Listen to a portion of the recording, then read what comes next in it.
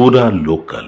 నమస్తే, welcome to పూరా local. ప్రస్తుతం మనం వెన్నెల గారు తెలంగాణ రాష్ట్ర సాంస్కృతిక సారథిగా ఎన్నికయ్యారు. ఇక్కడ మనం ప్రస్తుతం శ్రీ గణేష్ గారితో ఉన్నాము, కంటోన్మెంట్ ఎమ్మెల్యే. సార్ చెప్పండి, కాంగ్రెస్ పార్టీ అందరికీ పెద్దపీట వేస్తుంది అనుకుంటున్నారా? అన్ని పదవులలో అందరికీ ఎవరెవరైతే అర్హులు ఉన్నారో, ఎవరెవరికైతే ఇవ్వాలనో వారందరికీ కాంగ్రెస్ ప్రభుత్వం ప్రతి ఒక్కరికి న్యాయం జరిగేగా, ప్రతి శాఖకు మేలు జరిగే విధంగా వీరి గురించి అయితే మీకు తెలుసు, గద్దర్ గారు ఫ్యామిలీ వారికి ఈ శాఖకు వారికి ఇస్తేనే కరెక్ట్ అనే ఉద్దేశంతో ఈ శాఖకు మేలు జరుగుతుంది.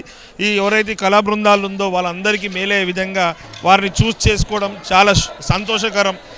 ఈ సందర్భంగా వారిని చూస్ చేసినందుకు, వారికి పదవి ఇచ్చినందుకు గౌరవ ముఖ్యమంత్రి రేవంత్ రెడ్డి గారికి హృదయపూర్వకంగా ధన్యవాదాలు తెలుపుతూ, వారికి మన వెన్నెల గారికి శుభాకాంక్షలు. ఎందుకంటే వారు కూడా కంటోన్మెంట్ నియోజకవర్గం నుంచి పోటీ చేశారు. నేను కూడా పదే వారు చెప్పేవారిని, ఖచ్చితంగా ఏమైనా పదవి తీసుకోమా, మన చైర్పర్సన్ తీసుకుంటేనే బాగుంటుందని చెప్పడం, ఈరోజు రావడం చాలా సంతోషం. వారి ద్వారా ఈ శాఖకు అన్ని విధాల మేలవుతుందని ఆశిస్తున్నాం. కంటోన్మెంట్లో ఇప్పుడు ఎలా ఉంది సార్? అభివృద్ధి కార్యక్రమాలు ఎలా జరుగుతున్నాయి? మీరు చెప్పాలి. మీరు చూస్తున్నారుగా, రెగ్యులర్గా చాలా బ్రహ్మాండంగా అవుతుంది. అనేక సంవత్సరాల నుంచి గత ప్రభుత్వాలు పెండింగ్లు ఉన్నాయన్నీ ఇప్పుడు మన ముఖ్యమంత్రి గారు వచ్చినాక కాంగ్రెస్ ప్రభుత్వంతో మొన్ననే 303 కోట్లు ఇవ్వడం.